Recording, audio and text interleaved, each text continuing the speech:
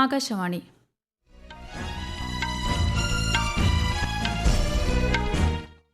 നമസ്കാരം. വാർത്തകൾ വായിക്കുന്നത് ശ്യാമ.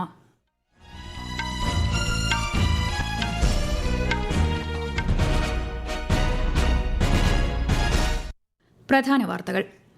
കേരളത്തിന്റെ മുഖ്യമന്ത്രിയായി വി.ഡി. സതീശൻ സത്യപ്രതിജ്ഞ ചെയ്ത് അധികാരമേറ്റു. 21 മന്ത്രിസഭയും സത്യപ്രതിജ്ഞ ചെയ്തു.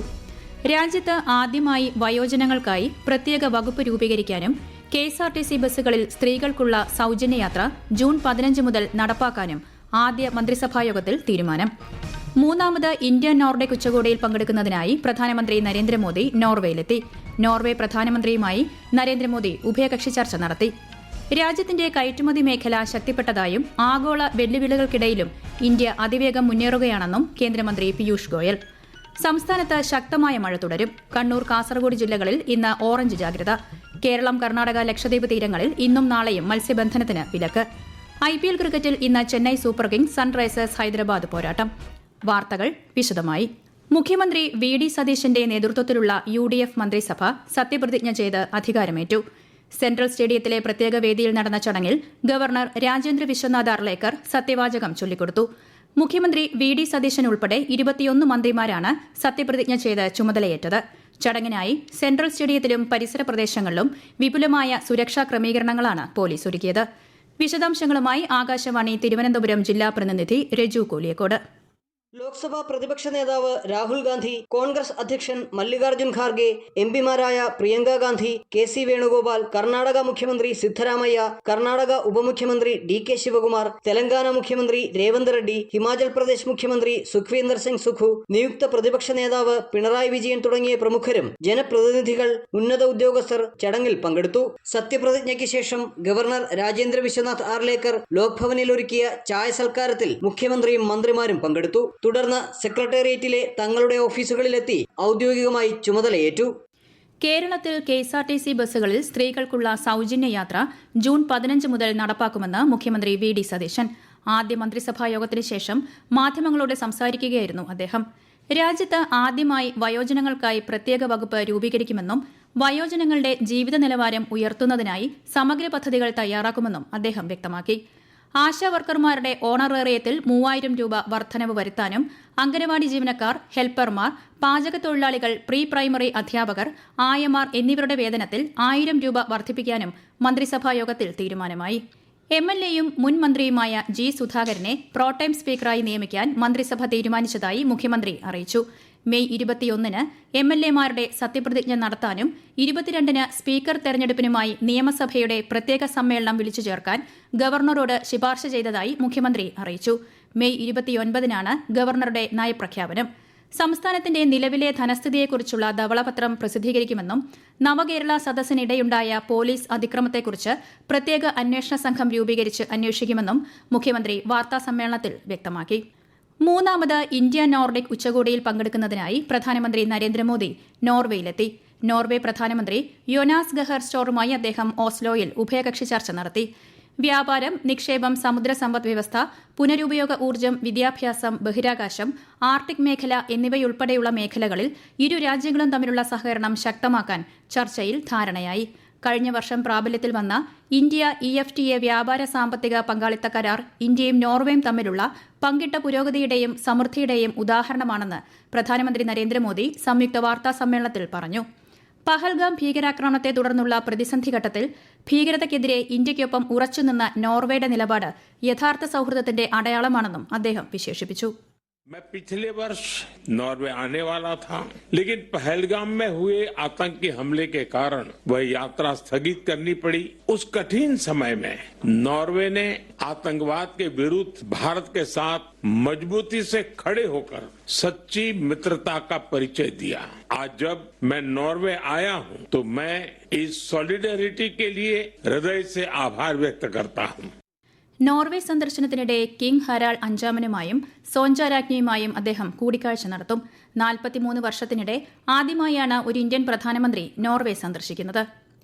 വിദേശ പര്യടനത്തിന്റെ അവസാന പാദത്തിൽ പ്രധാനമന്ത്രി നരേന്ദ്രമോദി നാളെ ഇറ്റലിയിലെത്തും. ഇറ്റാലിയൻ പ്രധാനമന്ത്രി ജോർജിയ മെലോണിയുടെ ക്ഷണപ്രകാരമാണ് സന്ദർശനം. നിരവധി വിഷയങ്ങളിൽ ഇരു നേതാക്കളും ഉഭയകക്ഷി ചർച്ചകൾ നടത്തും. ഇന്ത്യയുടെ ബ്രിക്സ് അധ്യക്ഷതയ്ക്ക് കീഴിൽ നിയമ നീതിന്യായ മന്ത്രാലയം സംഘടിപ്പിക്കുന്ന ഉന്നത ഉദ്യോഗസ്ഥതല ബ്രിക്സ് മീറ്റിംഗിന് നാളെ ഗുജറാത്തിലെ ഗാന്ധിനഗറിൽ തുടക്കമാകും. കോടതിക്ക് പുറത്തുള്ള ബദൽ തർക്ക പരിഹാര മാർഗങ്ങളുമായി ബന്ധപ്പെട്ട വിഷയങ്ങളാണ് യോഗം പ്രധാനമായും ചർച്ച ചെയ്യുക. ബ്രിക്സ് അംഗരാജ്യങ്ങളായ ബ്രസീൽ, റഷ്യ, ഇന്ത്യ, ചൈന, ദക്ഷിണാഫ്രിക്ക എന്നിവിടങ്ങളിൽ നിന്നുള്ള മുതിർന്ന ഉദ്യോഗസ്ഥർ യോഗത്തിൽ പങ്കെടുക്കും. രാജ്യരക്ഷാമന്ത്രി രാജ്നാഥ് സിംഗിന്റെ വിയറ്റ്നാം, ദക്ഷിണ കൊറിയ സന്ദർശനത്തിന് തുടക്കമായി. തന്ത്രപരമായ സൈനിക സഹകരണം കൂടുതൽ ആഴത്തിലാക്കുക, പ്രതിരോധ വ്യാവസായിക പങ്കാളിത്തം ശക്തിപ്പെടുത്തുക, ഇൻഡോ പസഫിക് മേഖലയിൽ സഹകരണം വർദ്ധിപ്പിക്കുക എന്നിവയ്ക്ക് പ്രാധാന്യം നൽകിയാണ് സന്ദർശനം. ഈ വാർത്തകൾ ആകാശവാണിയിൽ നിന്ന്. ആകാശവാണി വാർത്തകളും വാർത്താധിഷ്ഠിത പരിപാടികളും all India radio news Thiruvananthapuram YouTube ചാനലിലും all India radio news Thiruvananthapuram Facebook പേജിലും AR News_ തിരുവനന്തപുരം ഇൻസ്റ്റഗ്രാം അക്കൌണ്ടിലും AR News_TVM X ഹാൻഡിലും ലഭ്യമാണ്. കേന്ദ്ര സർക്കാരിന്റെ PM വികാസ് പദ്ധതിക്ക് NIT കാലിക്കറ്റിൽ തുടക്കമായി. കേന്ദ്ര സഹമന്ത്രി ജോർജ് കുര്യൻ പദ്ധതി ഉദ്ഘാടനം ചെയ്തു. പരമ്പരാഗത തൊഴിൽ ചെയ്യുന്നവർക്കും ന്യൂനപക്ഷ സമൂഹത്തിലെ യുവതീ യുവാക്കൾക്കും ആധുനിക തൊഴിൽ മേഖലകളിൽ വൈദഗ്ധ്യം ലഭ്യമാക്കുകയാണ് പദ്ധതിയുടെ ലക്ഷ്യം. അമൃത് ഫാർമസി അടക്കമുള്ള സംരംഭങ്ങൾ എല്ലാ ജനങ്ങൾക്കും ഒരുപോലെ പ്രയോജനം ചെയ്യുന്നതായി കേന്ദ്ര ആരോഗ്യ കുടുംബക്ഷേമ മന്ത്രാലയ സെക്രട്ടറി പുണ്യ Salila Srivastava. HLL life care ലിമിറ്റഡിന്റെ തിരുവനന്തപുരത്ത് നടന്ന വജ്ര ജൂബിലി സമാപന ചടങ്ങിൽ മുഖ്യാതിഥിയായി സംസാരിക്കുകയായിരുന്നു അവർ. സംസ്ഥാനത്ത് ഒറ്റപ്പെട്ട ശക്തമായ മഴ തുടരുമെന്ന് കേന്ദ്ര കാലാവസ്ഥാ വകുപ്പ്. കണ്ണൂർ, കാസർഗോഡ് ജില്ലകളിൽ ഇന്ന് ഓറഞ്ച് ജാഗ്രത പ്രഖ്യാപിച്ചു. മറ്റെല്ലാ ജില്ലകളിലും മഞ്ഞ ജാഗ്രതയാണ്. കേരളം, കർണാടക, ലക്ഷദ്വീപ് തീരങ്ങളിൽ ഇന്നും നാളെയും മത്സ്യബന്ധനത്തിന് വിലക്ക് ഏർപ്പെടുത്തിയിട്ടുണ്ട്. ആഗോള വെല്ലുവിളികൾക്കിടയിലും ഇന്ത്യ അതിവേഗം പുരോഗമിക്കുകയാണെന്ന് കേന്ദ്രമന്ത്രി പീയൂഷ് ഗോയൽ. ന്യൂഡൽഹിയിൽ ഭാരത് വ്യാപാര മഹോത്സവത്തിന്റെ വെബ്സൈറ്റ് ഉദ്ഘാടനം ചെയ്യുകയായിരുന്നു കേന്ദ്രമന്ത്രി. 2047 വികസിത ഭാരത് എന്ന ലക്ഷ്യം കൈവരിക്കുന്നതിനായി വ്യാവസായിക മേഖല ഉൾപ്പെടെ സമസ്ത മേഖലകളും കൂടുതൽ കരുത്തോടെ പ്രവർത്തനം തുടരണമെന്നും ശ്രീ ഗോയൽ പറഞ്ഞു.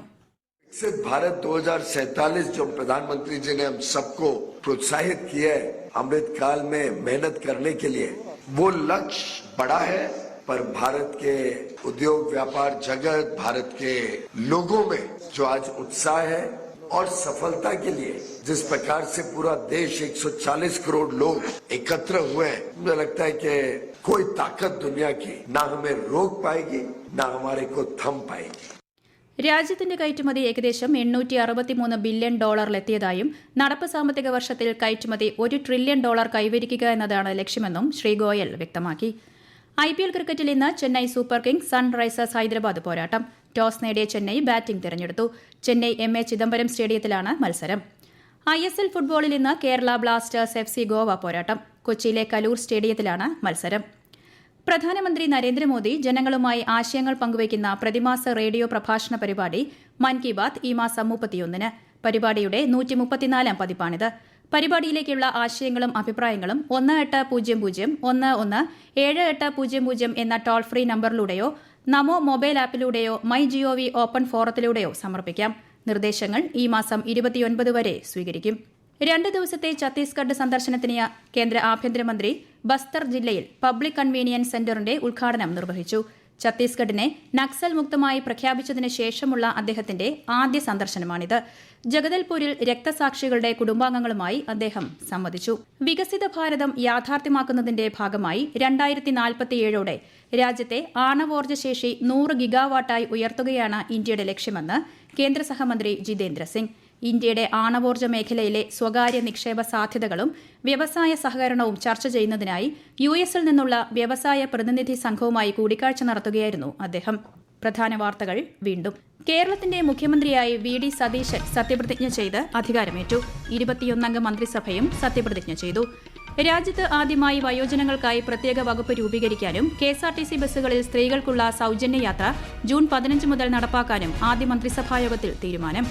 3ാമത് ഇന്ത്യ നോർഡിക് ഉച്ചകോടിയിൽ പങ്കെടുക്കുന്നതിനായി പ്രധാനമന്ത്രി നരേന്ദ്രമോദി നോർവേയിലെത്തി. നോർവേ പ്രധാനമന്ത്രിയുമായി നരേന്ദ്രമോദി ഉഭയകക്ഷി ചർച്ച നടത്തി. രാജ്യത്തിന്റെ കയറ്റുമതി മേഖല ശക്തിപ്പെട്ടതായും ആഗോള വെല്ലുവിളികൾക്കിടയിലും ഇന്ത്യ അതിവേഗം മുന്നേറുകയാണെന്നും കേന്ദ്രമന്ത്രി പീയൂഷ് ഗോയൽ. സംസ്ഥാനത്ത് ശക്തമായ മഴ തുടരും. കണ്ണൂർ, കാസർഗോഡ് ജില്ലകളിൽ ഇന്ന് ഓറഞ്ച് ജാഗ്രത. കേരളം, കർണാടക, ലക്ഷദ്വീപ് തീരങ്ങളിൽ ഇന്നും നാളെയും മത്സ്യബന്ധനത്തിന് വിലക്ക്. IPL ക്രിക്കറ്റിൽ ഇന്ന് Chennai super Kings Sunrisers Hyderabad പോരാട്ടം. വാർത്തകൾ കഴിഞ്ഞു. അടുത്ത വാർത്താ പ്രക്ഷേപണം രാത്രി 8:35-ന്.